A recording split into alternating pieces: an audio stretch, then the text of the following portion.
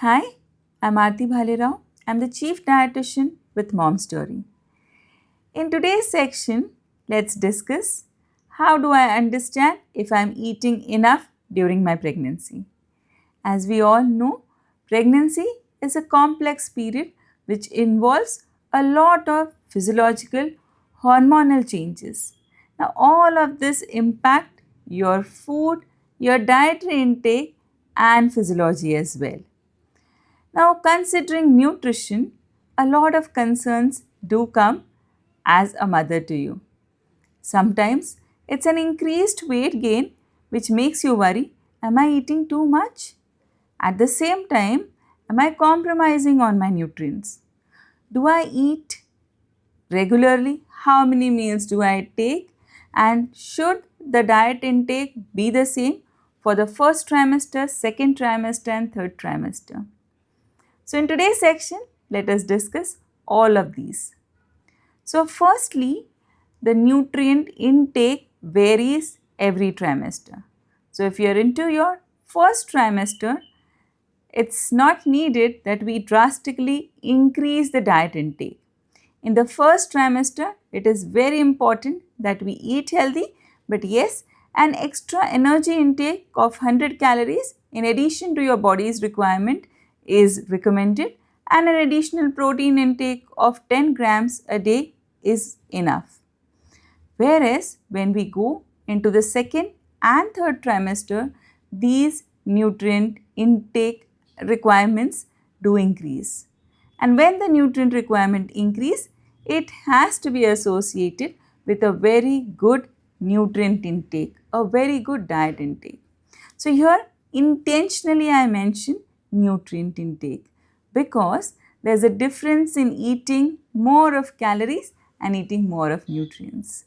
So while we increase the diet intake, it is important that the focus should be on nutrients and not just the calories.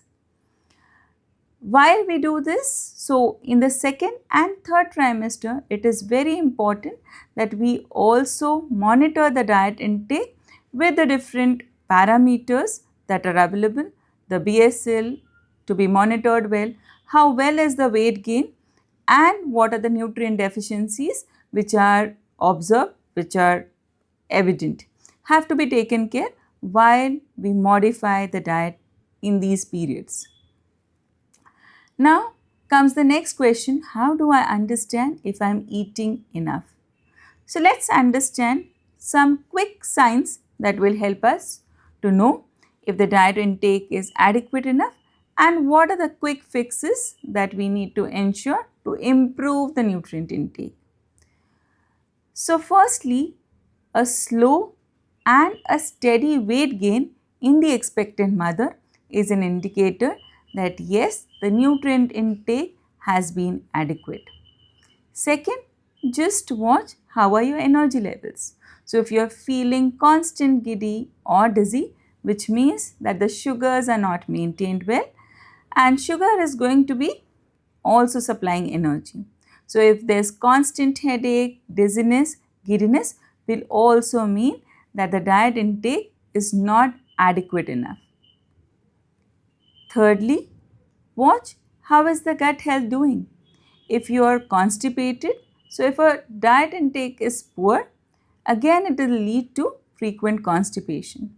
So a very good gut motility also would be important to ensure that while the diet intake is adequate enough, you are also focusing on the right amount of fiber into your diet. Watch your hunger. So if you are having adequate nutrients and a balance of nutrients, you will have better hunger control. So if you're constantly hungry, would also indicate that your diet intake is not adequate enough. And then you also monitor the baby's weight gain. A good weight gain in the baby is a reflection of adequate nutrition in the mother. Now let us understand what do we do to improve the nutrient intake. So to improve the nutrient intake, focus on 3 major meals with a balance of nutrients and 2 healthy snacks.